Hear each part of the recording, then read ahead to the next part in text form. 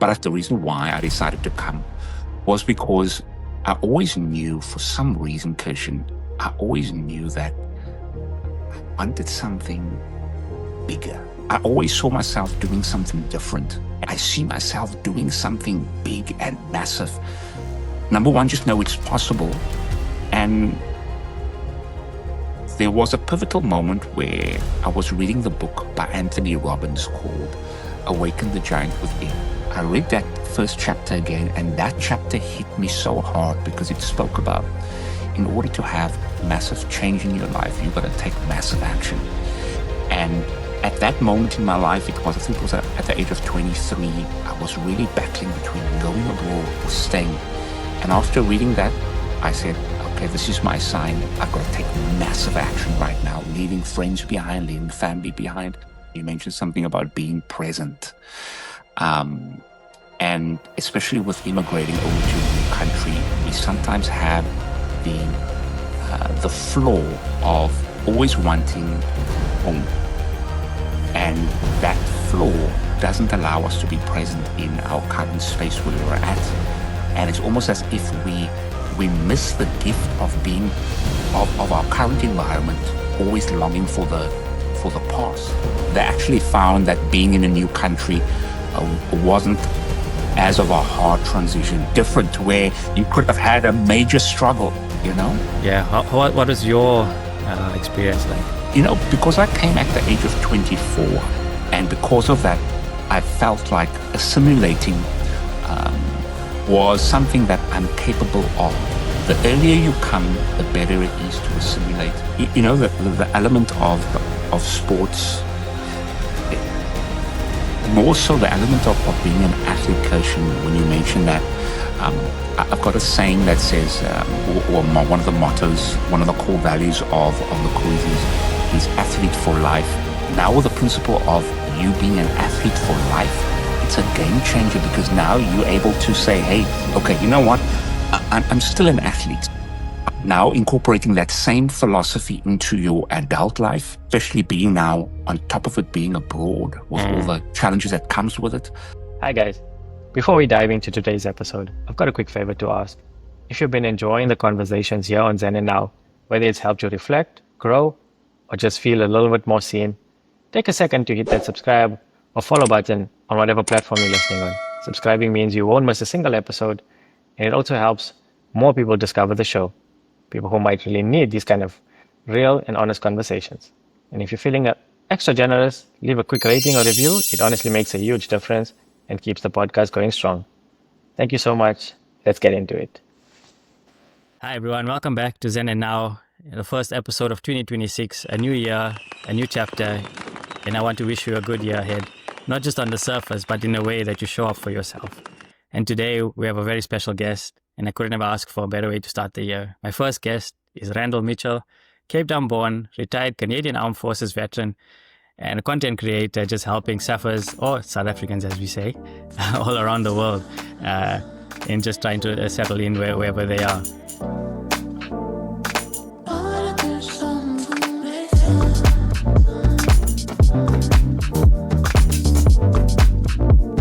So thank you for joining me on the show. Kishen, what a joy. And hey, it's a brand new year, and thanks for allowing this opportunity, eh? Yeah, no, when I saw your page on Instagram, I initially was attracted to it because I understood the kind of message you're trying to get out, and just trying to help people around all around the world, just trying to help them settle away from their homes, and that's commendable, and I truly appreciate that as well. Kishen, sometimes we wish that we had something like that when we were also going through the process. And I thought to myself, you know what, why not be that person for someone? And I want to salute you, just to kick this off, salute you so much for also doing what you do, sharing the stories of others too. It just shows that we are not alone. And one of the biggest things I'd like our viewers and listeners to get out of this conversation, hearing my story and also hearing some insight from Kishen also is always to remember that you are not alone.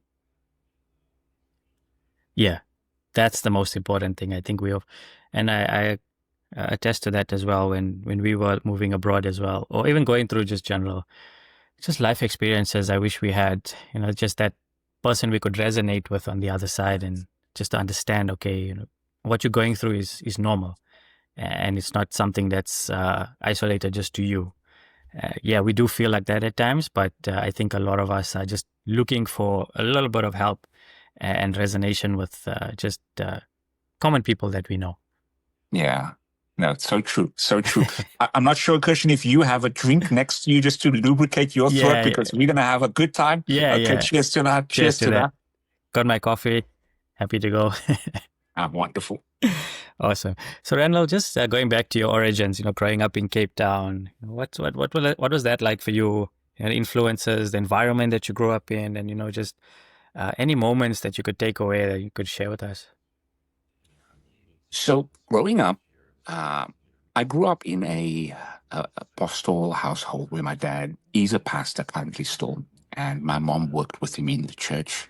So growing up at an early age, I was introduced to church life where, Mondays, Wednesdays, Fridays, Saturdays, Sundays, it's church. And starting from a young age, started in the worship team, playing instruments, leading the worship, also part of the youth group. So all of my life, especially the first 24 years being in Cape Town specifically, it was very much church-centric. I also attended university. Also within that time, started a couple of businesses, just small businesses with my mom, selling burgers to the church folk, starting a business where I would play music in as a promotional company within retail stores, advertising their sales and promotions at the time. And that first 24 years, Christian, of being in Cape Town was a mix. And I concluded with saying this. It was a mix with it being a journey filled with possibility, especially when it comes to being in that spiritual ecosystem of all things are possible, combined with being in an environment where I saw it very drug infested and gang infested. And there was a little bit of a dichotomy of, hey, I know all things are possible, but looking at my environment, there's a question mark there. And for me, it was, okay, if I remain in my environment right now, how will my life turn out? And I had to really do introspection. And of course, we will go to the next part of, eventually to the next part of where I come over to Canada. But that was kind of a synopsis of what my life was like. All right. The first 24 years, yeah. Mm-hmm. Yeah, I think you've got basic grounding from that church life as well. Absolutely. Yeah. So true. It's interesting because we were so involved in the church where I remember I was the leader of the band, the youth group, but also the band, part of the leadership of the youth group. But with the band, on Saturday mornings, we would go 6 o'clock, 7 o'clock in the morning to the church just to practice on the instruments. And I remember a specific, a poignant time where one morning we were at the church and we were playing, and we were just flowing in the spirit, and we had a knock on the door, and I ran to the door and I'm like, who's knocking on the door so early? Are we making a noise? But then I opened the door, and then there was I'm sure he was homeless, but he looked as if he was homeless, and he was weeping. The mucus was coming out of his nose. He was crying. And we invited him into the church, and he just felt the spirit. So he was standing there for a while. And at that moment, Kishen, I realized, coupled with the folk in the band, that what we are doing is not just for our entertainment, but there's something more to this. Yeah. It's giving somebody hope. They're coming to your doorstep just asking for some help, and instead of just shying them away, you kind of let them in, knowing that it's a safe place. Absolutely. And correct me if I'm wrong. I get the same sentiment from your content and Mhm. from just your demeanor, where Yeah. you're very empathic. Very much a case of where I'll make sure that you are okay before I'm okay. Is that kind of on the right? Yeah. Yeah. 100%. 100%. It's always been a part of me. I've been that person. I think I've only recently, I think the last 2 years, I've recently learned to accept that. And that's, my journey, my calling in such.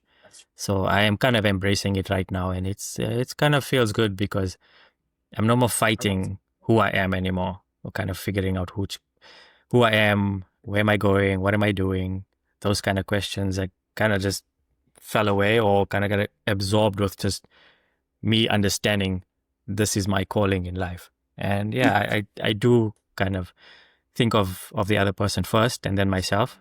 But at times I do think of myself first because it's important to keep my cup full as well, just as the other person. So true. And I think we'll definitely touch on that. I guess we'll put a pin on that when it Yeah, comes to yeah. especially immigrating over and having that balance between, okay, who's priority right now, Right. especially at this pivotal stage of Hmm. transition. Yeah. Yeah. Certain things we bring across with us, when we move abroad or in any move for that matter, whether it be even just moving, across the state line or another province, whatever it is something that you keep with you now, or keep your South African identities. Is something that you keep with you even till to this day. You know what? The very first thing that came to mind now when you asked this question was, Kishen, I made it my priority to Hmm. never lose my my sense of passion for life. This is one thing that South Africa taught me, and being back home, was in everything we do there's passion involved. There's not a sense of apathy where, if it happens, it happens, or whatever occurs, occurs. But in everything we do, there's just so much passion, whether it's the food that we eat, whether it's the friendships and how we treat each other, there's passion involved. And coming abroad, I realize, and just noticing my environment, in certain pockets, there's a level of apathy where if you're not careful, you can assimilate and emulate and become your environment. Oh And I yeah, promised myself, Kirshen, oh no, I'm maintaining a sense of passion, and that passion that I have from back home, maintaining it over here. lovely. And I think a part of it, Kirshen, is, and those that are in countries that does get cold, the weather plays a major part of it. And I know I'm preaching to the choir right now. Um, and I realized even in those situations, when the weather is um, at its coldest, that's when we really need to tap in and remind ourselves of, hey, remember who you are. Remember Yes. who you are. Oh yeah, for sure. I Yeah. think I read a stat just the other day that South Africa is I think voted the friendliest people on the planet. Really, So eh? yeah, I'll take that. Oh man. I'm really curious as to how they do that, uh, how they do that survey. it'd be interesting because I mean it was just a front end post, but I wouldn't disagree with it. I would you know kind of question motive because currently just we returned from South Africa about a few days ago. Haven't been home since. Welcome home. Welcome back. Welcome Yeah. back. Mm. uh, yeah, I haven't been home since 2022, and going back after 4 years. I didn't kind of like hype myself up or like, oh, what am I going to expect? Is anything changed? No, I kind of just went with the flow, uh, and just landed there. Everything as we know as it was, because I mean, we're 35 years as we were born there, grew up there. Everything's kind of like similar. But I do feel a lot of things have gotten slower in terms of customer service has gotten a lot slower. A lot of things are just ambling on, and a lot of people are in survival mode. And I think looking back at our journey in South Africa, I think we were probably the same. And a lot of people that we have met now are starting to grow out of that that mold. Not a lot, but there is a very small percentage now of people actually now growing and understanding life is more than just surviving.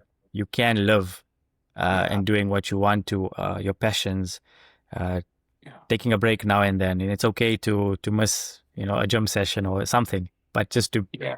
be present, and it's okay. Like sometimes Yeah. we feel in our minds, oh, I missed a gym session today. Oh, I'm taking a step back. No, Yeah. because we were indoctrinated in survival mode from the beginning, uh, due to South Truly. Africa's history and where the pockets of where we grew up in, as colored people. So a lot has changed, but a lot hasn't changed as well. Interesting. I mean, thanks for sharing that. The first question that I had for you when you just mentioned you were back home Mm.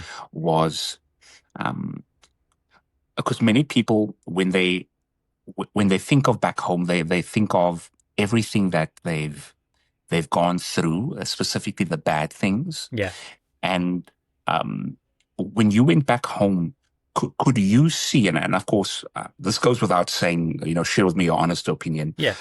Could you see a glimmer of hope? Um, in a nutshell, yeah, it's a tough question. I think hope is a kind of a strong adjective. I think for me, I think there is hope, but there is also a lack of trying, Hmm. if you know what I mean. Okay. And I think people are just okay with where they are. I don't think that's the case. This is my observation. And Yeah. but I think hope is. I think a lot of people do cling on to hope. That, don't Mhm. get me wrong, it does play a huge part in trying to uh, elevate yourself into a better space, a better space of mind, better peace of mind. Yeah. But I think survival mode is, I think, outweighing the hope at the moment.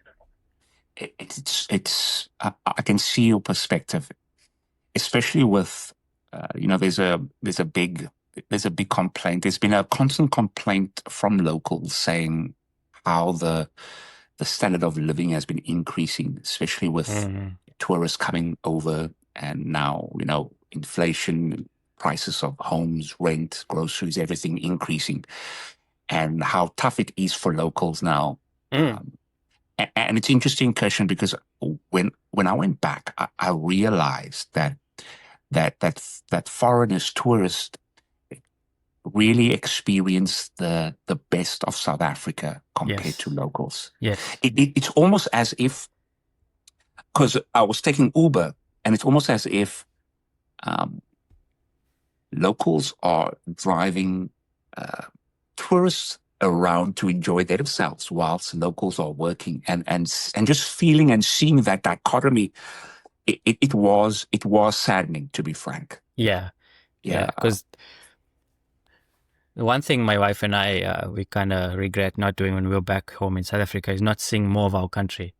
Just Mm.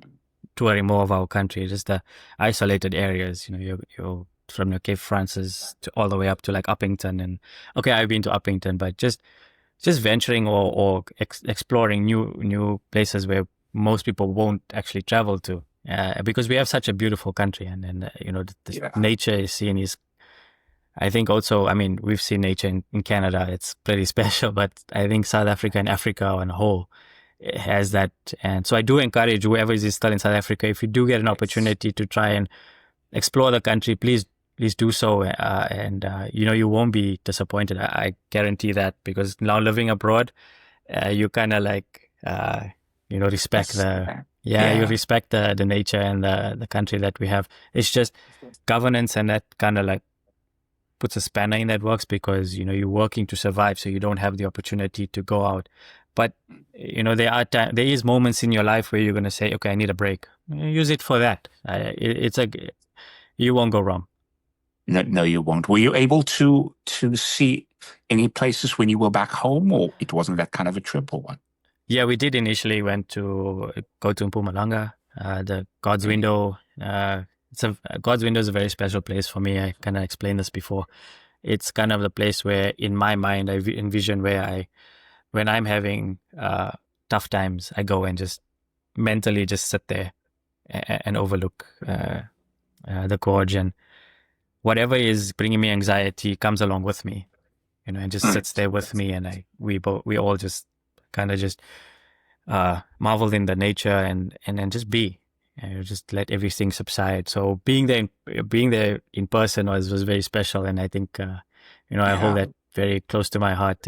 Just something that when I was going through my bouts of anxiety and depression, just stuck with me, and I realized, okay, just keep it. That's a good place to be. And this sounds phenomenal, but at the same time, Kishen, I'm wondering, God's window. Please refresh my memory and the 2 or 3 people that's listening. What is God's window? So I think God's window is I think let me just I'm bad at some of this stuff, but God's window is just I think a window to the world. It's where. Why do they call it God's window? Seemingly endless vistas, views are so breathtaking that they make visitors feel as if they're looking out over creation itself. Okay, so it's a spot within Mpumalanga that you go to. Yes. Okay. Yeah. You've never been? No, okay. Never been. Okay, if you have an opportunity if you go back to South Africa, God's windows. It's close to Kruger Park, Mac Falls, all those things.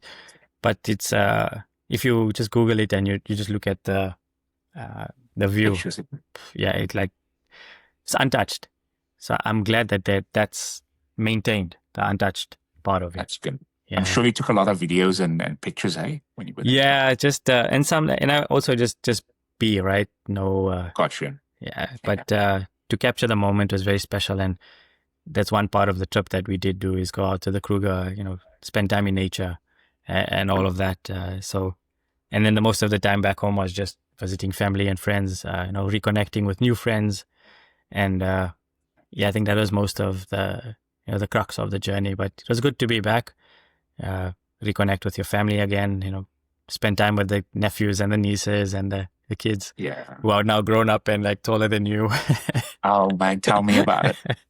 It's crazy because it's, whenever I go back, I always say it's almost like it's food for the soul. Mm-hmm. When you go, it's like you fill your soul up. So when you go back to wherever you are going to, you're coming back with a full and enriched soul. And I always feel that way when I come from South Africa. Yeah, I mean, the food on its own, it's unmatched also. So it's literally food for the soul, right there. Oh yeah, for sure. Just so we enjoy all the takeaway stuff. I mean, we don't get much of it here. So like the akawayas or your toasted specials, those kind of things, and fish and chips. Fish and chips is like something that it's really good. True. What's one meal, like if you had to put this as your favorite South African dish, what would it be for you? Oh, people are gonna be surprised. I think it's chicken licken for me. What? Chicken licken, eh? Yeah. I mean, don't get me wrong. Mom's food and wife's food is really good. But that's curious. Chicken licken. Yeah. It's a compared simple, to KFC, you say chicken licken is better. Yeah, it's a simple thing, but I think it's the sauce. It's soul fire that just makes it, like you say, food for the soul. Food for the soul. No, I hear you. What about yours? For me, I like my malva pudding. Oh yeah. Baba. It's so funny, Kishen. I work with the community that I have online. Mm-hmm. Every 20th of the month, I just called it National Malva Day. Oh, nice. So every 20th, you got to eat something from South Africa just to remind you of home. But yeah, that's the extent of my love for malva. Right? Nice. Maltad? Not so much. It comes second. How about you for the dessert? Yeah, I think Maltad does it for me as well. Does it for you? I never cook sister. Yeah. South Africans, if you're watching this right now, you have no idea how blessed you are to have that at your fingertips. Jy kan net om die draai gaan en vir die anti-vra vir kusistes op 'n Sondag. Sondag, Morar. Does Yeah. it? Yeah. We've got to practice our Afrikaans, eh, Yeah. Kirsten? Sondag Whenever we get a morgen. chance. Yeah. I remember, speaking of Cook Sisters, so every, we used to play a lot of cricket, and Sunday mornings used to be a visit to the bakery. So the guys would get a box of Cook Sisters and, come to the ground and share it with the guys. And that's the It's earliest like, memory, just that plain Cook Sisters, not Cook Sisters, the plain one and the coconut one. I know the Cape Town one is also similar, different shape, but I mean okay. the taste of it is if you don't know if you're going to South Africa, Mm. please ask for your local baker or somebody for Cook Sister. That's how Yeah. you cook sister. But There's you many found ways people say it. no, for sure. And I'm sure that was probably one of the highlights of the cricket Mm. games on Sunday. Yeah, yeah, Eating that. yeah. Nutrition went out the door. Tell me about it. I don't know how you cope with it when you. So of course, for those that's listening, myself and Kishen, we don't know each other, like Mm. like best friends. So this is a chance for us also to get to know Get know it, one yeah. another, right? So for yourself, I assume you're also very much into fitness, and so going back home, it's almost like it's tough. Mm. Ish, baba. Yeah, it is. It is. But I think the last couple of months, I think I've started to incorporate mindful eating. So yeah, we could enjoy everything that we wanted to, but in moderation, not just like overindulge, because Yeah. we know we can always come back to it at some True. point. Not True. and just because sometimes my gut health was struggling for a little bit, so I had to really take a step back and kind of work on getting that back to health. So mindful eating was one of the aspects that started incorporating. We enjoyed everything, we ate everything, sweets, chocolates, Uh-huh. whatever it is, just in moderation, and that stands you in good stand for not getting sick. So Yeah. Okay, got you. So the major takeaway I take from this is the mindful eating part, moderation. yeah, I was told by a very informative dietitian, somebody who's very experienced. Actually, she was part of the South African rugby team, 2007 and 2000, when they won the Rugby World Cup twice. So she was part of that team. And I reached out to her. She's also on the podcast as well. Shout out to Zenit, Simji, if you. Thank you for introducing me to mindful eating. She just encouraged me to not give up the things that I love, but in moderation, and to incorporate a lot of the healthy stuff as well, the fats, the sugars and everything, but in moderation, and not just cut out everything, because otherwise your Gosh. body goes into shock, right? Yeah. Yeah. No, that's good. That's good stuff right there. Mindful eating with your mind. Yeah. Come on. Yeah. It's hard. It's tough. It's tough to have that, but I know yourself coming from Cape Town, the flavors, the food. I mean, Yeah. it's very tough when you go back to kind of just take a step back. Okay, I'm full. I'll come back to it. So true, especially when you're back home and you're eating. The question that always comes to my mind is, waar gaan de mens dit kry nou aan Canada? Every time when I go to a restaurant and I'm eating, I'm like, yeah. But hey, but so true. Mindful eating. I'll definitely keep that. Keep that. And Quiz, if you're watching this too, keep that with you. Keep that with you. Yeah. I mean, it's not for if it is for your purpose and your journey right now, look into it. It's a game changer. I won't lie. So going back to your formative years in Cape Town and stuff, learning our lessons as we grow up. Was there any form of resilience or survival that you had to endure to survive Cape Town? The way I survived, looking back in retrospect, was really ingraining myself within the church culture. So instead of going the route of joining a gang, getting involved with alcohol or drugs, I was very much focused on, hey, you know what?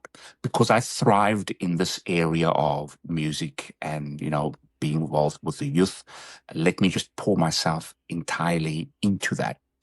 And just looking back now, and if someone's watching and they kind of in a similar situation, I want to encourage you to see where you are good in and fully go headfirst into it. Because looking back, I could see, Kishen, it could have been so easy just to, hey, let me try this, or let me be part of it. But that church element really, really helped. It really helped. Yeah. I hear you there. Same with myself. I think sport was that Really. savior for me. I could have went other ways, but I think engaging myself in sports kept me away from from narcotics, alcohol, those kind of things. Yeah. But also then I was, allured to the other side of other, addictions. So, we may go through life and we just kind of have to roll with the punches. And when we learn from it, I think that's the most important part, because we're not all perfect and we're not always going to get it right. But try and, like you said, surround yourself with nurturing people that will guide you, and learn to accept when things aren't going wrong. Because when things are going right, you don't really see the need to absorb more information, because you think you have it all figured out. But when things are going right and somebody comes to you and say, hey, maybe just try something else, maybe they see something that you don't. Eh? No, I totally hear you. I take the sports was it cricket? Well, multiple sports. I kind of just athlete by nature. So I kind of like immersed myself in a lot of the sports that, was available to us at that time. But generally love for soccer and cricket. Gotcha. The element of sports, more so the element of being an athlete, Kishen, when you mention that, I've got a saying that says, or one of the mottos, one of the core values of the Koizis is athlete for life. And having that motto, Kishen, really helped, because many times we are athletes when we are younger at school and we run, for the high school. Yes. And then when we're done with high school, we don't do that anymore. And now with the principle of you being an athlete for life, it's a game changer, because now you're able to say, hey, okay, you know what? I'm still an athlete. So the way I was when I was in high school, in a sense of where I slept at a certain time, I ate certain foods that I knew were going to fuel me. I trained in a way that was, very committed. Now incorporating that same philosophy into your adult life, especially being now on top of it, being abroad with all the challenges that comes with it, that's a major key that I know will help, having that mentality of athlete for life. And I think as a fellow athlete, what comes to your mind when I just said that? Because I think you would a testament to it.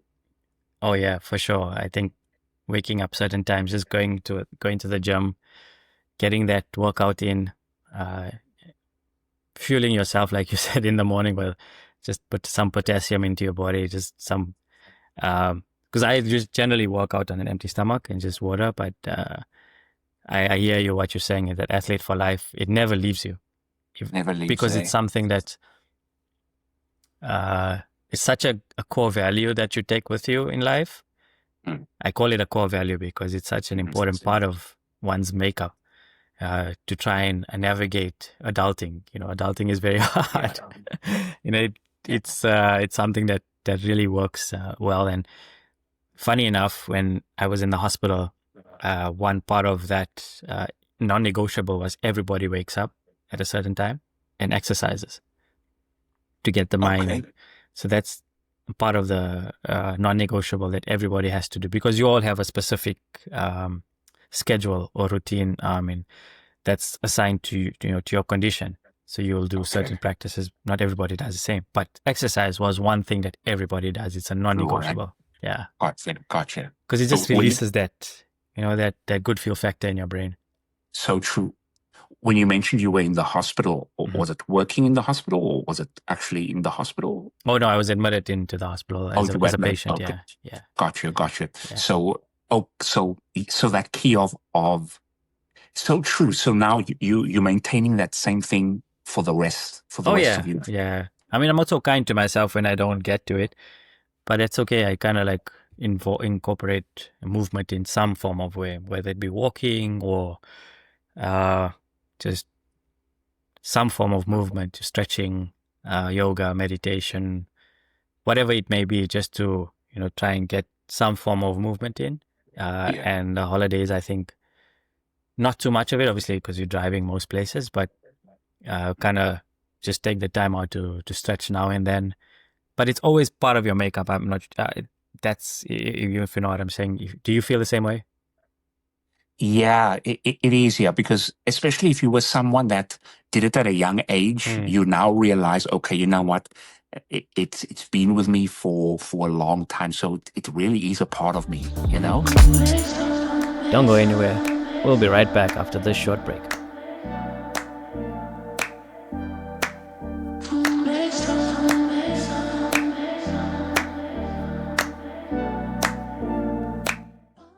You mentioned something that I think would really help the listeners. Earlier on, you mentioned something about being present. Mm-hmm. Um, and especially with immigrating over to a new country, we sometimes have the flaw of always wanting home. And that flaw doesn't allow us to be present in our current space where we're at. And it's almost as if we miss the gift of being of our current environment, Mm. always longing for the past. How have you dealt with being present, still longing for the past? Okay, so this is gonna sound a bit strange. I think I was meant to be in Canada. Like Okay, my soul, my presence was meant to be here because uh, in some assimilating and indoctrinating myself into the culture was like a tadpole in water. I think so. I think really? yeah. To be honest, it didn't feel like I missed anything home. It this is where I was meant to be. So I think being present here kind of felt a little lighter than most. So, for example, my wife took a little longer. It actually took almost 3 years to kind of accept that, okay, this is now her home and her present. Whereas for me, it was kind of like straight out the box.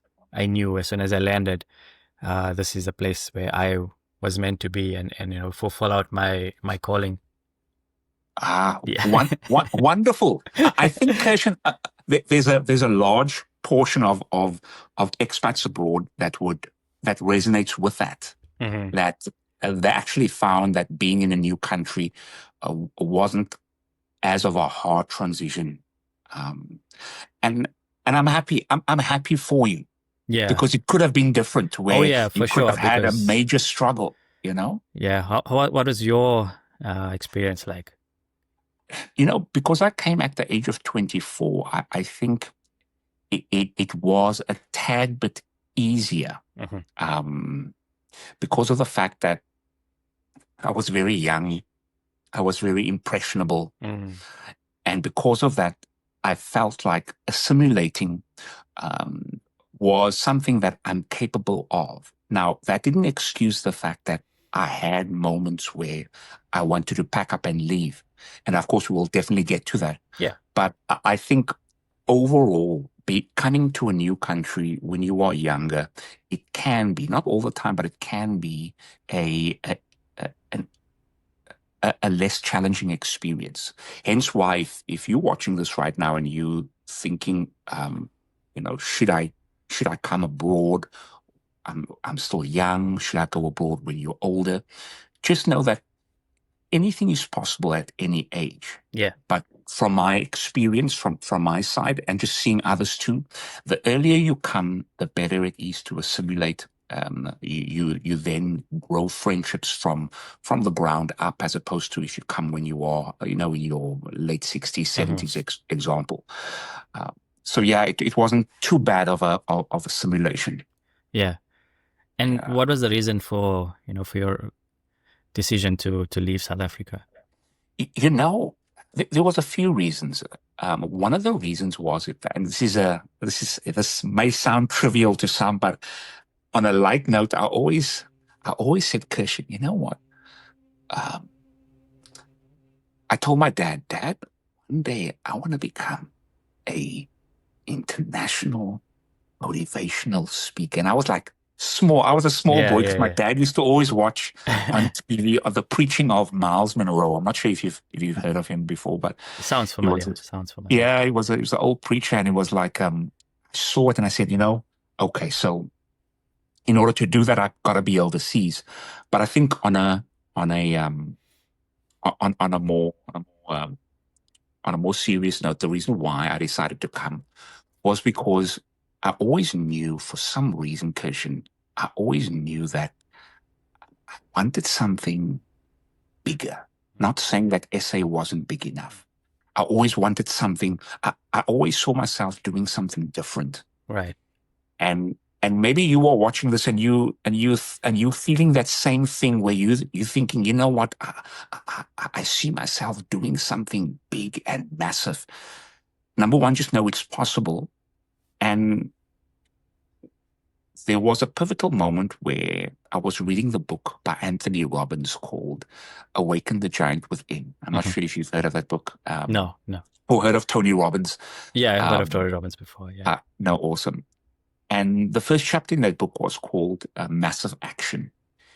And when I read that book from the start to finish, I read that first chapter again, and that chapter hit me so hard because it Mm, spoke about, in order to have massive change in your life, you've got to take massive action. mm, And at that moment in my life, I think it was at the age of 23, I was really battling between going abroad or staying.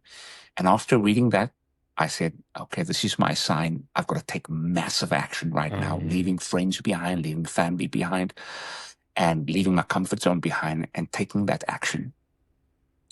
And that was that Kickstarter for me. I don't think no other book or chapter in a book has given me that sense of drive. Now, that being said, I'm sure you too have had moments in your life where it just spurred you to do something. Yes, yes. How about on yourself? Was there any moment that gave you that massive motivation? I think my first overseas trip to London, I think that sparked it for me. And ever since I was 16 at the time, went over to London for a family wedding. And I think, the travel bug, then, how they say your one foot is always in the air. Okay, Once that yeah, happened, and I think when I came back from that trip, I realized at some point in my life, I wanna live abroad. Just really. experience the world outside of South Africa. And yeah, I mean, went through life, got married in South Africa as well. But when the opportunity to come to Canada was presented, I think that kind of reignited that fire. And don't get me wrong, I did try other avenues, through sport or through work opportunities. We just never materialized. But like they say, everything comes to you when it's meant to be. And that's when we were introduced to it 2016. Yeah, 2016, and then 2017 came over to North America to experience the place, and whether we see if we can make a home here. And thankfully we were blessed to have that opportunity and come and experience the place and really say yes, okay, let's go home and start our prep work.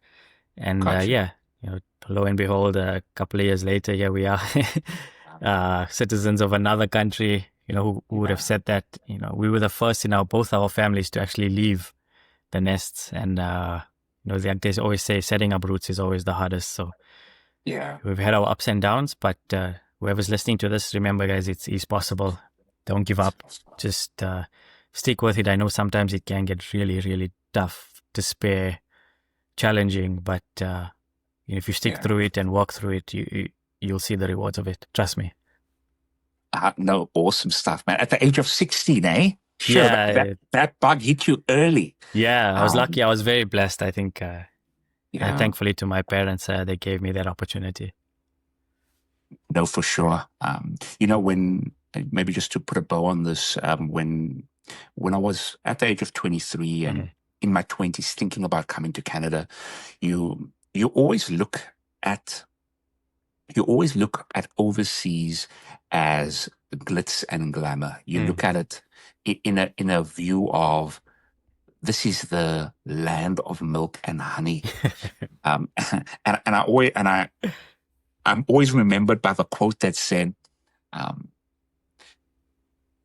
"The grass is greener on the other side. The grass is greener where you water it." Yes, correct. That's one quote. A Yeah, quote I yeah, yeah, always yeah. remember, and that quote stuck with me for a long time because I now realize, Kishen, and this point I want the listeners really to let this sink in. Wherever you go, there you are. So if you are someone that is constantly looking at the negative of a place, whether your home is South Africa or whether your home is somewhere else, if you are constantly looking at a negative, when you come to overseas, when you come to a different place, wherever you go, there you are. So I would encourage you, before taking the step, moving abroad, really do that internal work of really seeing, hey, am I taking traits that I don't want to a new country? Mm. Bishop, we can go really deep on this one, Yeah. but you know what I'm I trying to get understand. at. I understand where you're Yeah, coming from. Yeah. Yeah. It's yeah, it's letting go of the old and embrace the new. Not saying you have to let go of the past. We're just saying embrace what's in front of you right now and be present. That's what I mean. Be present is kind of embracing the moment that you are right now in. And sometimes we get too far ahead or we look too far back. That's where anxiety really, comes and plays with you. But I felt yes, learning to close that gap and minimize the gap between looking too ahead in the future or looking too far behind kind of yeah, really helped me just stay grounded now in mostly, say 70% of the time in the present. yeah. No, absolutely. When you're saying be present, I'm so reminded of that book by Mm. Eckhart Tolle. Uh, Not A New Earth. It was the other one. I have the book here. You know what? I've got it right here. Yeah, yeah. Go The ahead. gravity of the power of now. The Yes, power the of power of now. now. Correct. Oh man. Yeah, I think that will probably be the title of this video. The power of now. Come on. I'll mark it. um, yeah. So going back to my intro when I introduced you as a Canadian Armed Forces veteran, the decision to join the Armed Forces, Yeah. as a South African for another country. Yeah, very briefly, sharing with you my upbringing of really pouring out and giving back in the community and in the church environment. I always told myself, Kishen, I want to give back on a bigger scale. How can I Okay. give back on a bigger scale? And then when this opportunity came about, I said, you know what? This is an opportunity where I can really give back now on a big scale. And I took it with both hands and I said, hey, this is meant for me. Yeah. Which Yeah. unit did you? The Navy. Okay. The Navy. Yeah. It was tough because going into the armed forces at the age of 34, I was probably one of the oldest people. I mean, there was someone in their 40s, but typically you would join when out of high school with early 20s. And I thought, would I be able to pass, especially the fitness Oh yeah. criteria, Yeah. just keeping up fitness wise. But know that God was with me, and we pushed through. Nice. I always, one thing that has taught me, a couple of lessons that has taught me, but one in particular, was the importance of prioritization, how to prioritize things, how to compartmentalize things, how to, if we're doing this at this time, we are really zoning and honing in on this particular task and not worried about what we're going to do next. Right. And that has also helped me with my mindset when it comes to being abroad, where, hey, you know what? Okay, this is the task now to really just lock in and not let the emotions come involved. So I would encourage you, if you're listening to this also right now and you are battling with having your emotions really steer you from really being present and focused on what the task at hand is, I would encourage you just to keep this one word in mind and say, hey, what is my priority right now? You know? Yes, yes, I know I miss home. Yes, I know I want to be with my family back home. But will my future self thank me for going back home now, or will my future self thank me for really maximizing the opportunity I have right now? Yeah. You know? Yeah. So, internal dialogue of how we speak to ourselves also matters, right? Because like you said, going back to that part where you said negativity, if you keep what's the word I'm looking for is projecting negativity, it's gonna negativity is gonna follow you. So we always try and be positive. It's not always possible, but staying in that little bit of a positive mindset just helps you stay grounded. And I think, like for yourself, the Navy and that gave you some form of purpose and structure. Yes. If you correct me if I'm wrong. No, absolutely. Another major key learning from the Navy, Kishen, was coming out. I didn't realize how much that sense of camaraderie and sense of community in the Navy, brotherhood was. Whenever I spoke to veterans and I asked them, hey, what's one thing they miss? That's the top thing they miss. They miss that camaraderie. Yes, yeah, same. And just out of curiosity, you said same. Were you also? Oh no, I guess through the sports. Yeah. Okay. Just the locker room, banter, the brotherhood, the chatter. Just that. Yeah, and I'm not sure if this crossed your mind too, but I wondered to myself after leaving the Navy, no man, this should be how things are in real life. That sense of where we eat together, we sleep, in the same, we do everything together.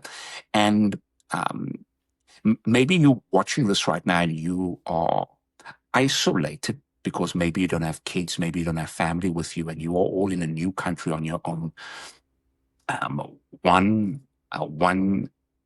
Safa gave me this tip last week, and I'll remember this for the rest of my life. He said, Kishen, when he was alone in a new country, every month he made a friend, one friend every month, and he took that friend out for lunch or dinner.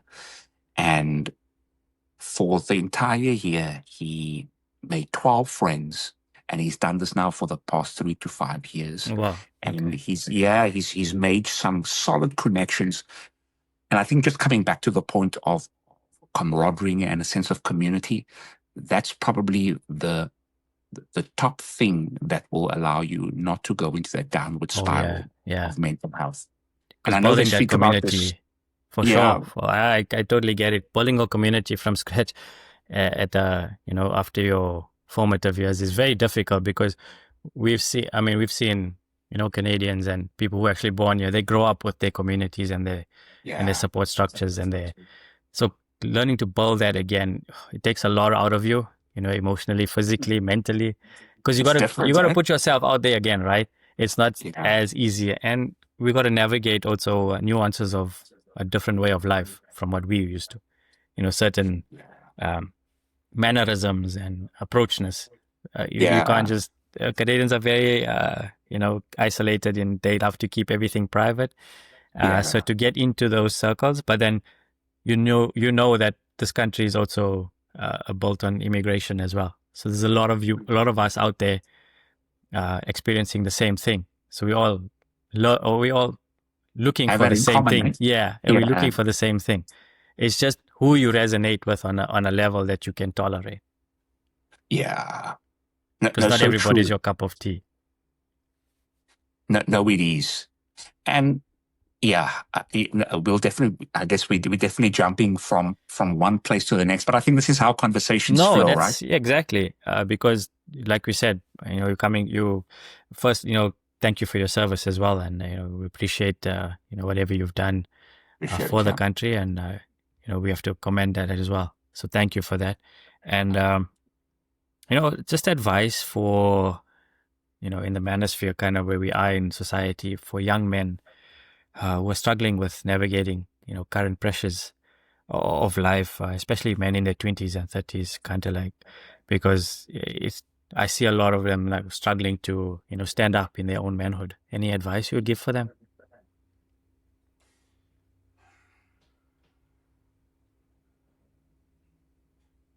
What I would say is, and this will go contrary to what I'm about to say, but this needs to be said. Especially with the internet, there's too much voices Mm, that will tell you different things. And the more you are glued onto the online world, the more you don't have an opinion of your own. Because on a daily basis, you'll be bombarded with, this is what I think, this is what I think you should live. mm, And now you find yourself walking this life, spewing out the opinions of other people, acting as if it is your own. mm, And I would encourage you, if you can take a moment to block out the noise and really do introspection of asking yourself, what do I want, number one? What do I think? Not what I've heard mm. from an influencer or a content creator. And I think a good place to start, and this might sound biased, but it is my opinion, is really to get connected to your creator. Mm. And because I tell you what, um, I've always seen people on TV and celebrities, they always thank the man above. They always give credit above. No matter how successful you become, you realize this one thing, and I'll conclude with this.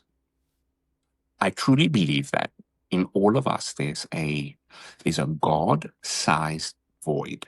There's a void inside of us that only our Creator can fill. We go through this life trying to fill it with alcohol, trying to fill it with substances, Mm. trying to fill it with women, trying to fill it with materialism. But that hole is a God-sized hole that only your Creator can fill. Mm. So if you take anything out of this, realize that that hole is meant for your Creator. And until that hole is filled, you're going to be trying to fill it with all sorts of Yeah, things. yeah. Faith. Just have some form of faith that you can align yourself with. Yes. Yeah. No, very Yeah. true. I think also coming from a faith background as well, growing up in the Hindu community, uh, our parents instill those core values within us very young. So we take that with us in our elder years, and when we're going through challenging times, that's what we go back to. We just pray the light. It's just sitting with our gods and asking them for some guidance. So I hear what you're saying. No, I'm glad. I'm glad you resonate with that. And I think when I look at you, Kishen, I sense a level of peace. And I think it's maybe your demeanor, but I think there's always something deeper than just the eye. There's something there's something behind the scenes, and I'm really encouraged to see that whatever content you produce, it comes from a place of presence, which is a gift. which is a Yeah. gift. Continue. Yeah. It hasn't been that way. A lot of introspection had to go in, a lot of inner demon work to Mm. get through, a lot of mess to rock through. Some days it didn't feel like I was making any progress, but you stuck with it, and thankfully my wife was very supportive in that way. So shout out to her as well. And Wonderful. you got to have somebody in your corner, otherwise it becomes very challenging. And I think if you can try and align yourself with good people, like we said, align yourself with positive, good people that just want the best for you. Yeah. It'll take you a long way. It's so true. And when you were sharing that, immediately my mind went to someone that's abroad right now that's completely single, in a sense of where they don't have a husband or wife, they don't have family, but specifically talking to someone that's desiring a significant other. Allow me maybe just to speak to you right now. Go ahead.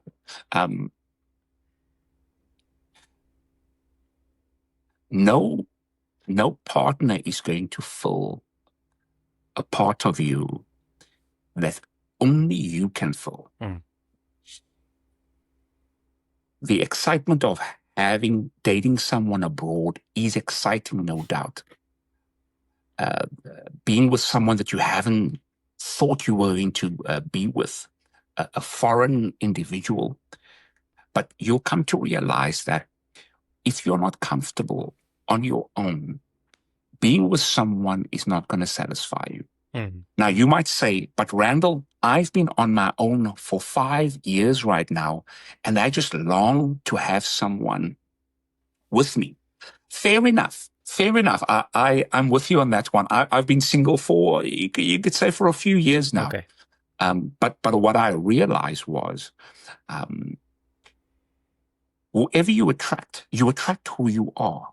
And Correct. whoever you attract in your circle, it is going to be a reflection of where you are at your current stage of your journey. So just be mindful of that. If you are coming from a space of desperation, the person that you're going to attract is going to be a mirror reflection of that.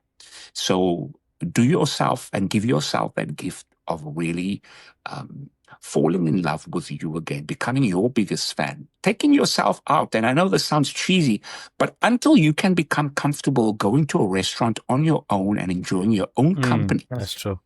Like straight up, Kishen, straight up. This might sound, you sound ridiculous going to you've got to become so comfortable.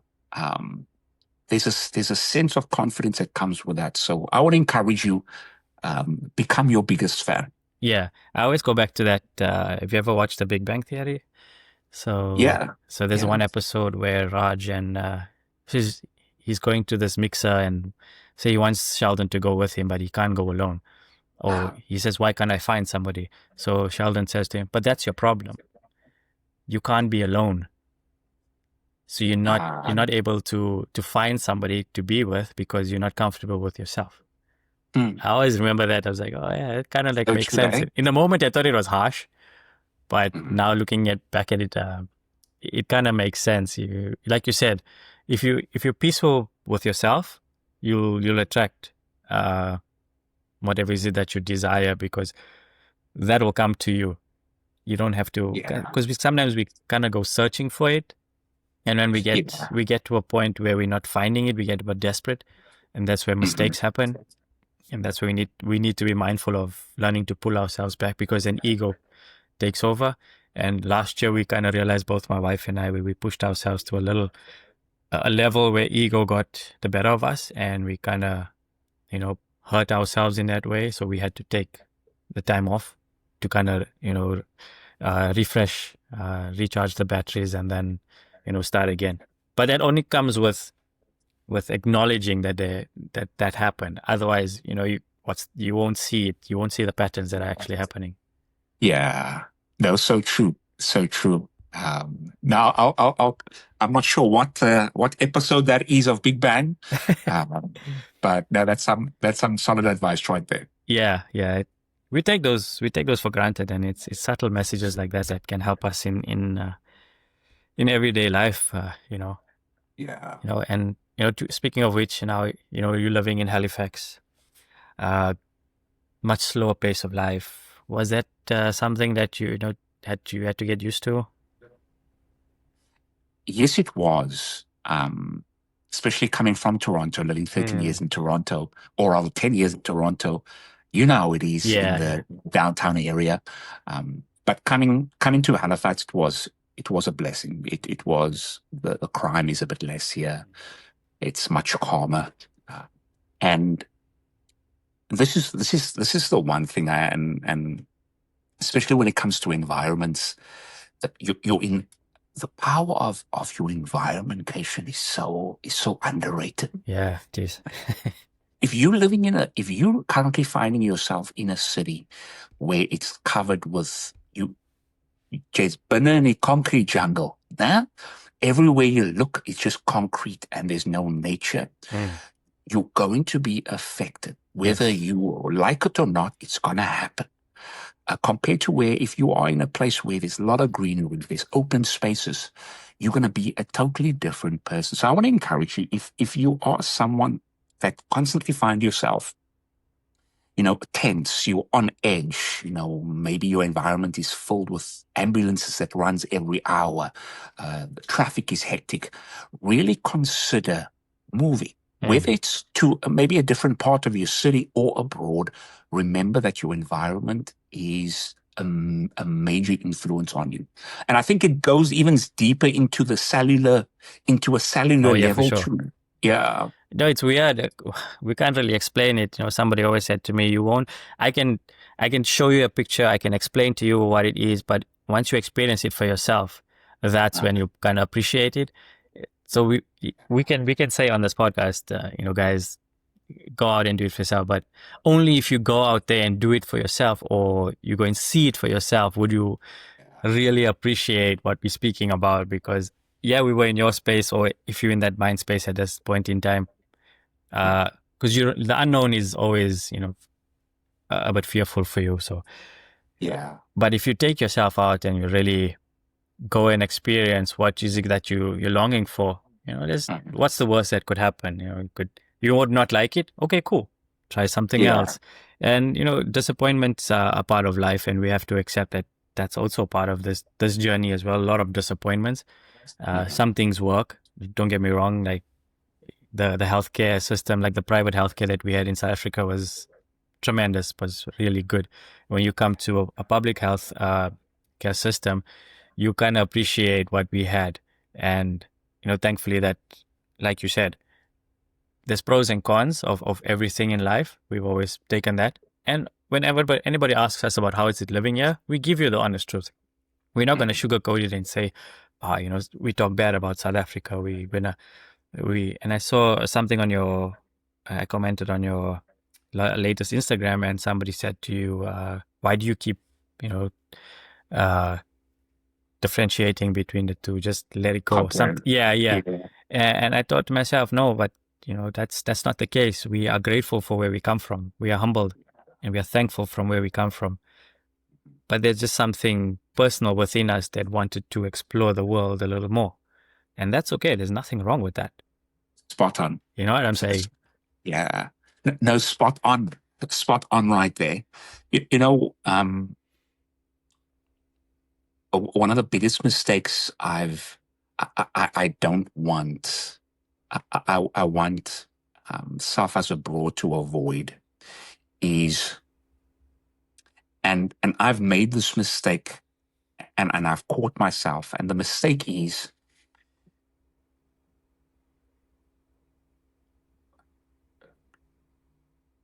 going after a goal and losing yourself in the process, and realizing after achieving your goal, looking back and realizing I don't recognize myself anymore, and I don't like who I've become. Let's bring it to grassroots levels. Yeah.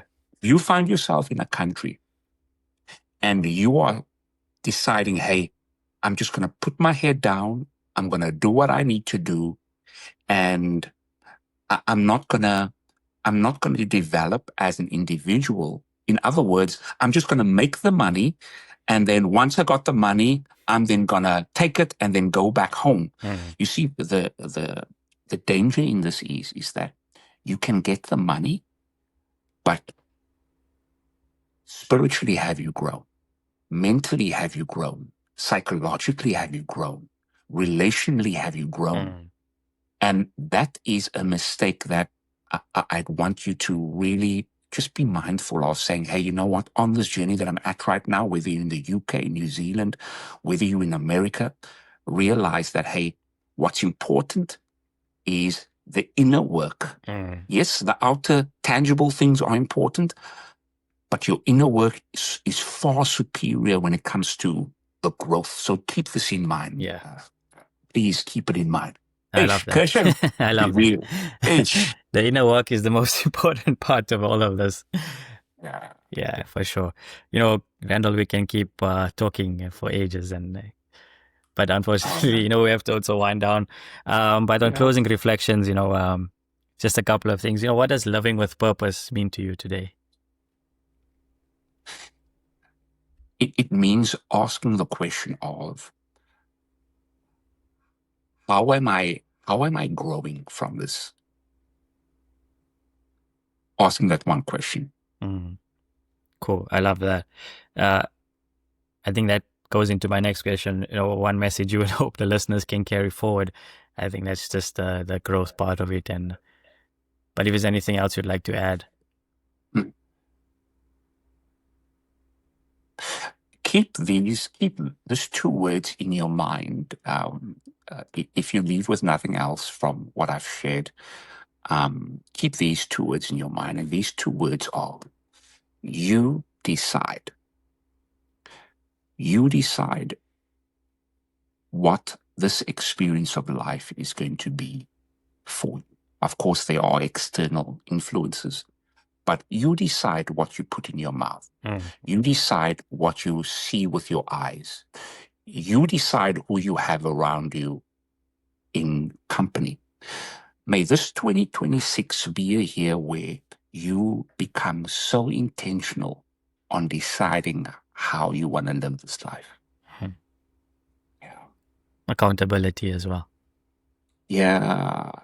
And I think we mentioned this to that, being very intentional. Yes, correct. Intentional, yeah. How about yourself, Kishen, if you could leave our viewers for 2026, as this is the first episode. What's one word? Mind. It all starts in the mind. Like you said, what we consume, everything is what we eat. What we do is everything is processed by the mind. So try and keep that muscle, you know, as strong as possible. You know, give it a good workout now and then. Also give it a rest now and then. But being that mind is the word of for 2026. No, wonderful. On my end, Kishen, I just want to take the time out to thank you for allowing us to have this conversation. You're welcome. I think our viewers has left with 1 or 2 nuggets. But thank you so much for allowing us the space. No, you're welcome. And thank you for all the work that you're doing and the motivation and, you know, just the humbleness that, you know, with your content. If you guys want to check out Randall's work, you know, where can people reach you? Absolutely. On all social medias, TikTok, YouTube, YouTube as well, Facebook and Instagram, Randall Mitchell. Okay. I will leave links in the description below. You know, go out and check out and support Randall on his journey as well. If you need to reach out to him, if you're struggling, I'm sure he'll be more than helpful in helping you along your journey as well. So, you know, thank you guys for joining in today's episode, the first episode of 2026. We'll call it season 2. Thank you so much. You know, you guys know the drill. You know, hit that like, subscribe, share buttons. Podcast will be available soon on Apple Podcasts, Spotify, YouTube, you know, whatever tickles your fancy. And until the next one, guys, stay zen. Thank you so much. Take care, guys.